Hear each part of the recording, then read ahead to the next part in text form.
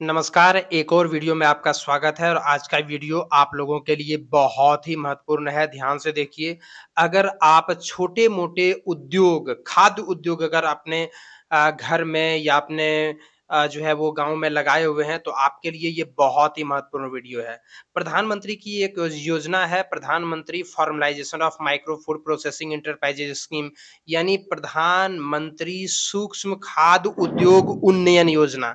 इस योजना के अंतर्गत में क्या होता है कि आपको जो है वो सरकार के माध्यम से कुछ मदद दी जाती है। मैं भी बताता हूँ कि किस प्रकार से उद्योग होना चाहिए।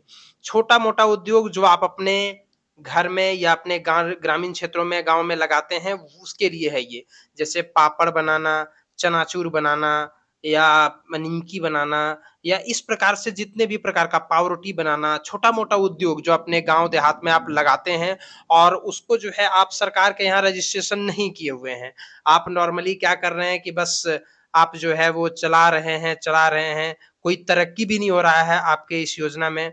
तो इसीलिए सरकार क्या करती है कि उनको जो है वो थोड़ा-सा मौका देती है कि सरकार आपको थोड़ा पूँजी देगी कि आप अपने उद्योग को और थोड़ा बड़ा कीजिए। और इसीलिए आपको क्या करना होगा कि सबसे पहले इस वेबसाइट पर आना होगा और यहाँ पर आपको सबसे पहले रजिस्टर करना होगा, रजिस्टर के बाद लॉगिन करके सारा डिटेल डालना होगा।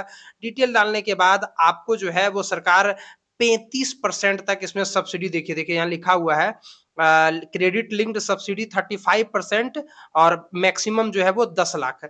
यानी आपको क्या करेगी सरकार बैंकों के माध्यम से लोन दिलाएगी और उस लोन में 35% आपको लोन चुकता नहीं करना है, आपको सिर्फ जो है वो 65% लोन को चुकाना है, 35% आपको सब्सिडी मिलेगी, अधिकतम 10 लाख तक, उससे अधिक नहीं मतलब 35% जो है वो अधिकतम 10 लाख तक होना चाहिए। बहुत ही बढ़िया ये एक योजना है, हमारे ग्रामीण क्षेत्र की अर्थव्यवस्था को मजबूत करने का।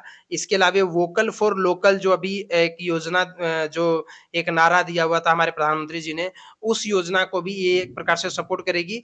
तो इसी प्रकार का एक न्यूज़ है झारखंड के हजारीबाग जिले से, हालाँकि ये झारखंड के हजारीबाग में ही नहीं बल्कि पूरे देश भर में इस प्रकार की योजना चल रही है। लेकिन झारखंड के हजारीबाग में क्या किया गया है कि इसके लिए एक अलग कैंप का आयोजन किया गया है।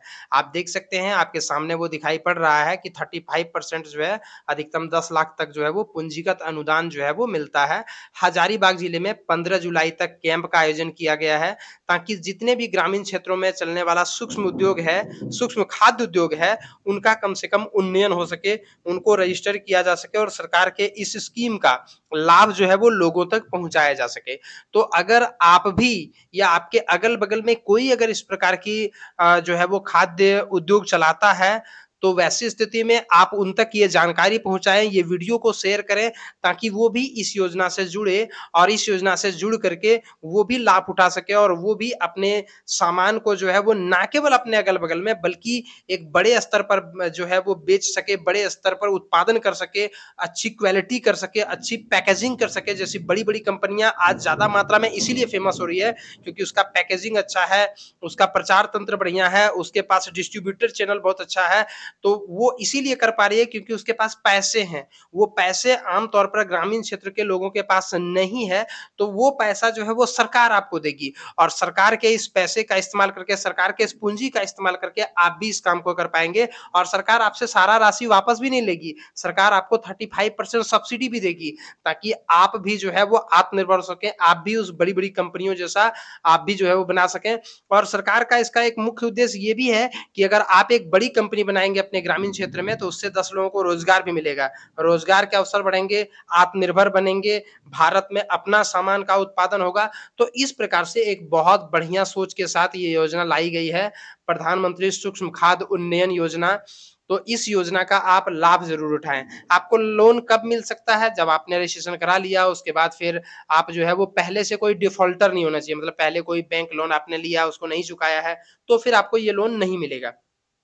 आपको डिफ़ॉल्टर नहीं होना चाहिए, एनपीए वाला कोई अमाउंट आपका नहीं होना चाहिए। इसके अलावा आपकी उम्र 18 साल से अधिक होना चाहिए, कम से कम 8वीं पास अगर आप हैं, तो फिर आप एलिजिबल हैं इस योजना का लाभ उठाने के लिए।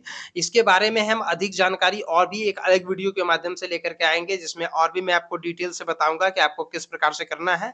लेकिन अगर आप इस प्रकार से करते हैं, तो मैंने आपको मोटा-मोटी चीज़ को बता दिया। इसके बाद जो है, आप हमारे चैनल को सब्सक्राइब करके रखिए, ताकि आपको इसी प्रकार से और भी जानकारियों को मैं आप तक पहुँचा सकूँ। धन्यवाद।